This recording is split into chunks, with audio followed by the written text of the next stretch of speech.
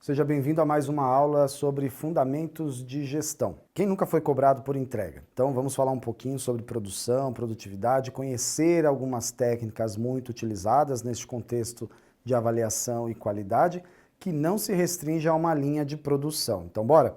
Sou o professor Rodrigo Oliveira e estarei aqui com você falando sobre produção e produtividade, ok? Duas palavrinhas aí muito próximas, mas muito distantes no seu contexto, ok? Então, anote aí e vamos começar a entender aqui. Primeira coisa, o que é produção? Né? Não estou falando da produção de show, estou falando de produção, produto e tudo mais. É todo o processo de se criar bens e serviços. Puxa, então quando eu estou entregando um serviço, estou entregando, fazendo alguma coisa, é produção? É, isso é produção. Diferente de produtividade. Produtividade é a medida ao qual ou quão eficientemente os recursos de produção são usados. Entendeu? Então eu posso ser extremamente produtivo, mas às vezes a minha eficiência ela não está tão boa. Então é uma maneira, a produtividade é uma medida que eu vou avaliando se aqueles recursos estão de uma maneira eficiente sendo bem utilizados. E aí, vamos trazer um exemplo aqui para diferenciar produção e produtividade. Eu vou trazer os exemplos de carro de novo, tá bom? Você já viu nas outras aulas, mas talvez fique um pouquinho mais fácil, um pouquinho mais palpável ali da gente ver. Então vamos pensar na linha de produção de um carro novo. Então você tem ali uma série de processos, e olha só, vamos voltar a alguns conhecimentos das outras aulas, de planejamento, de projeto, de organização de conhecimentos, de técnicas que vão ser adotadas, de recursos financeiros que serão empenhados na organização da produção daquele carro, da produção daquele determinado modelo por uma fábrica. Poderíamos trazer aqui, por exemplo, uma série de fábricas ou dar alguns nomes. Mas se eu entro num processo de criar um novo bem e serviço, eu tenho a produção do carro envolvido ali, por exemplo, a entender o mercado, entender o ambiente externo ao qual eu estou envolvido, entender o público que eu vou atender, entender as pessoas que teriam interesse em adquirir aquele carro e adquirir aquele determinado produto, aquele determinado modelo. Quer um exemplo legal? Hoje você está acostumado a ver carros grandes aí, né? Jeep, Renault, tem ali os seus carros que são chamados de SUV, são carros grandes, maiores, um pouco mais parrudos, que você consegue passar num buraco sem medo de quebrar o carro inteiro. Mas por que surgiu esse tipo de veículo? Foi uma série de análises e conhecimento do público, né, do mercado, que levou à produção daquele tipo de veículo, à produção daquele tipo de automóvel que atendesse uma demanda, né? E aí as indústrias começaram a fazer as suas análises, as suas organizações para que a chegada da produção daquele determinado carro fosse viável. Mas quando eles olharam a questão da produtividade, né? Então quão eficiente eles usariam os recursos na produção desses carros, eles começaram a olhar para a sua linha de produção e falar assim, bom, o que eu tenho talvez aqui de peças que eu posso usar nesse veículo para tornar a minha produção mais eficiente, tornar a minha produção mais adequada, entregar um produto que o meu cliente compre, que o mercado entenda como adequado e uma série de fatores. Que é uma curiosidade sobre essa situação de como que as empresas medem, é aproveitando peças entre diferentes modelos de carro. Se você pegar uma Renault Duster, olha só, olha uma Renault Duster, do modelo antigo, não do modelo 0 km agora, tá? Olha a porta do lado do motorista. Se você olhar a porta do lado do motorista, ou do passageiro, a porta da frente, e olhar um Renault Sandero, é exatamente a mesma porta, sabia? A empresa, na hora de avaliar e de planejar a produção daquele carro, entendeu que ele poderia aproveitar não só a base do carro, que a gente chama de plataforma na indústria automotiva, mas também algumas peças como a porta, para tornar a produção mais ágil, porque ele já produz aquela porta mesmo para um determinado modelo, que era o Sandero, ele também pode produzir para a Renault Duster. Então você tem esse processo de produtividade avaliado muito atentamente pelas empresas para poder entender o quanto ela pode ser eficaz, o quanto ela pode ser eficiente. E esse não é só um exemplo, não. Por exemplo, a Fiat, a Peugeot, a Citroën, a Dodge e por aí vai, elas fazem parte de um grande conglomerado. E muitas peças entre essas várias marcas são compartilhadas. Com certeza você pode ter um Peugeot com motor de Fiat, você pode ter um Fiat com algum tipo de componente eletrônico da Citroën e por aí vai, porque são empresas do mesmo grupo e aí torna essa produção muito mais eficiente quando eu analiso todos os recursos que eu tenho ali envolvidos. Isso faz parte do processo de gestão quando eu realizo esse planejamento e realizo o meu projeto, minha organização.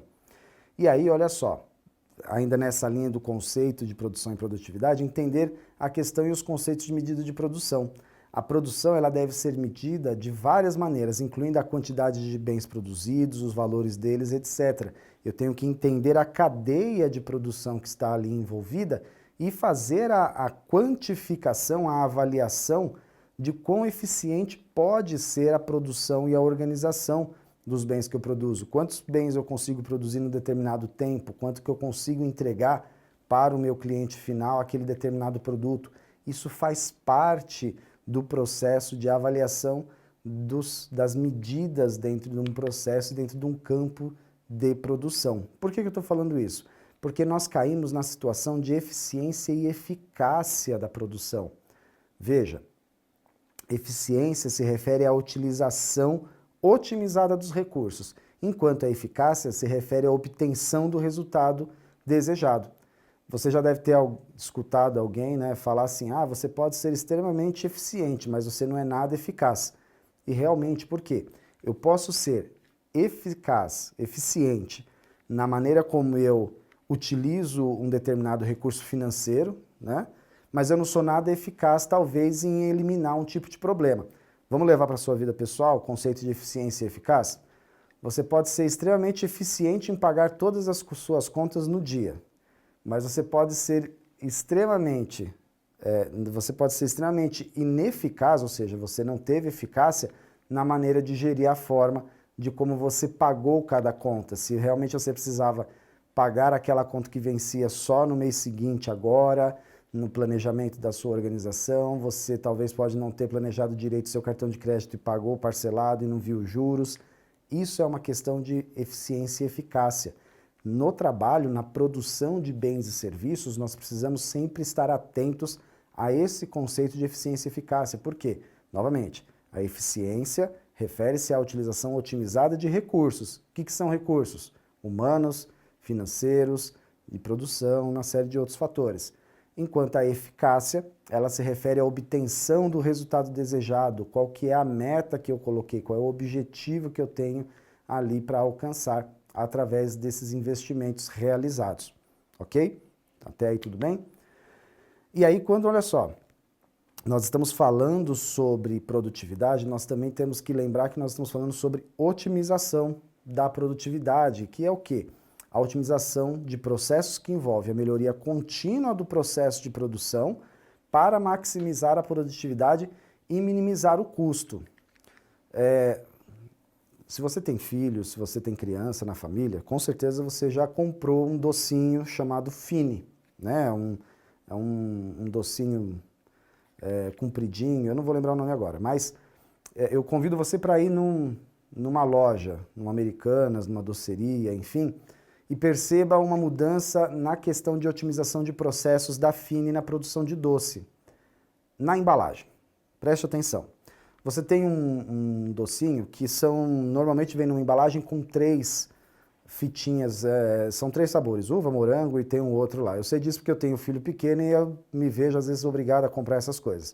E outro dia eu parei para analisar uma otimização em processo da Fini na redução de custo de embalagem. Por quê?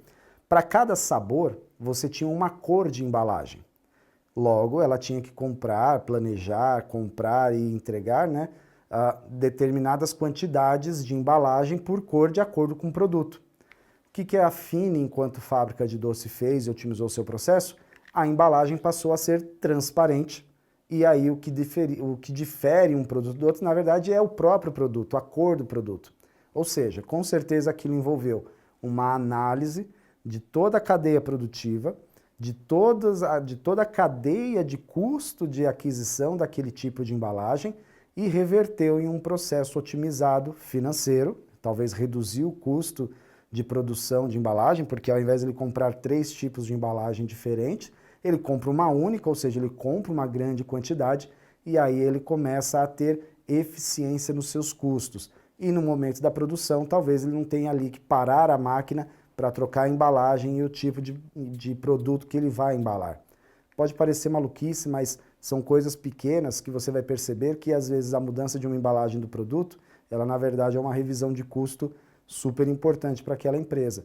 Contam as histórias que uma grande empresa de aviação tinha um custo alto numa época em que se entregava alimento durante o voo, tá? Hoje não é uma coisa tão comum. Mas aí eles, é uma história, tá, gente? Não sei se isso é real, mas é o que contam, que eles tiraram a azeitona de um determinado alimento que eles entregavam para os passageiros e aquilo reduziu bilhões de custo daquela empresa aérea, porque aí aquele salgado que ela entregava sem azeitona ficava X por cento mais barato e tudo mais. Então, perceba, é uma questão de otimização de processos que é comum e faz parte do papel do administrador, ok? E aí, quando a gente está falando de produção, produtividade, e lembra, eu não estou falando só de produção industrial, eu estou falando de produtos e serviços, de bens e serviços também. Eu possuo técnicas e métodos que ajudam na produtividade e na avaliação. Então eu vou trazer aqui 3 para vocês, mas existem muitos outros aí. O primeiro é o Six Sigma, que ele é uma técnica que ajuda na avaliação, na definição, mensuração, análise, melhoria de processos. E aí eu estou falando de processo produtivo, mas também de organização. Muita empresa usa esse modelo para reavaliar a forma como gere as suas atividades, como entrega serviços, tá? Mas eu tenho também o Kaizen e também tenho os princípios do Lean, que ajudam nessa avaliação e na organização de atividades e de produtividade. Vou trazer um videozinho para vocês aqui que fala um pouco sobre Kaizen. Então, acessa lá o seu material e veja esse vídeo por completo para você entender o quão importante, o quão bacana é aplicada essa técnica.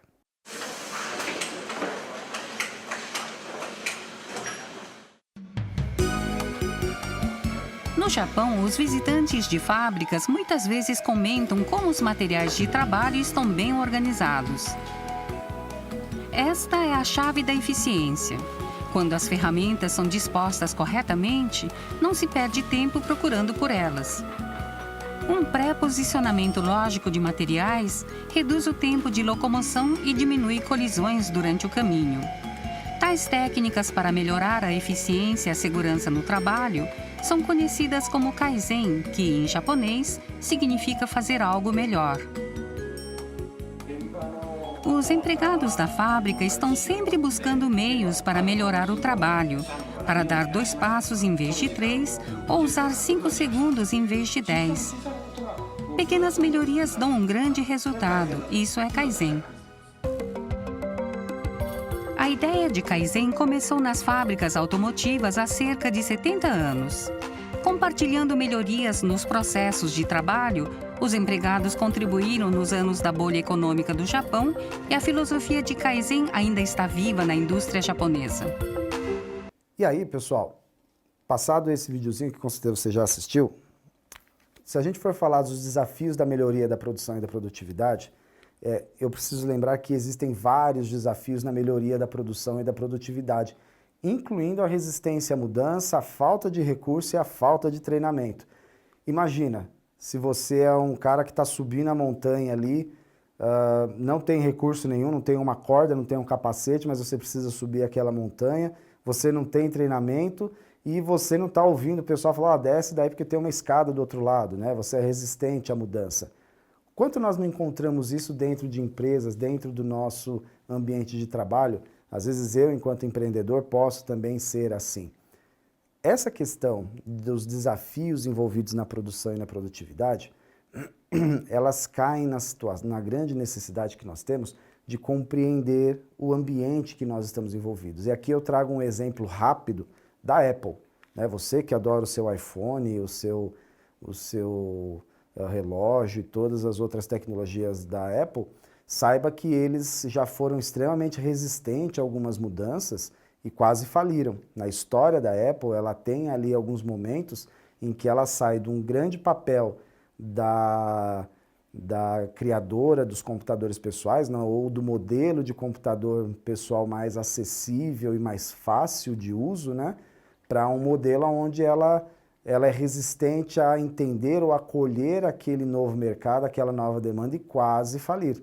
Então, quantas empresas ou quantos negócios a gente conhece que não foram ágeis o suficiente em avaliar a mudança, em capacitar as pessoas que estão ao redor dela e também não foram ágeis em gerir melhor os seus recursos humanos e os seus recursos financeiros. Se nós olharmos na história do Brasil, nós vamos encontrar várias empresas que sucumbiram, né, que fecharam, porque simplesmente deixou de olhar uma potencialidade, uma possibilidade de inovação e persistiu talvez ali num erro, tá? Esse é um ponto muito importante que nós temos quando nós falamos de desafios da produção e da produtividade. E aí, pessoal, vou trazer mais uma diquinha de filme. Esse daqui é um filme um pouco mais antigo, mas é uma comédia muito legal, que ele traz ali uma história ambientada nos anos 70, 80, na época em que começou a se trazer uma teoria administrativa chamada de toyotismo. E junto com o toyotismo, nós tivemos aí as técnicas do Kaizen, que são técnicas que ajudam na melhoria e na organização de atividades, né?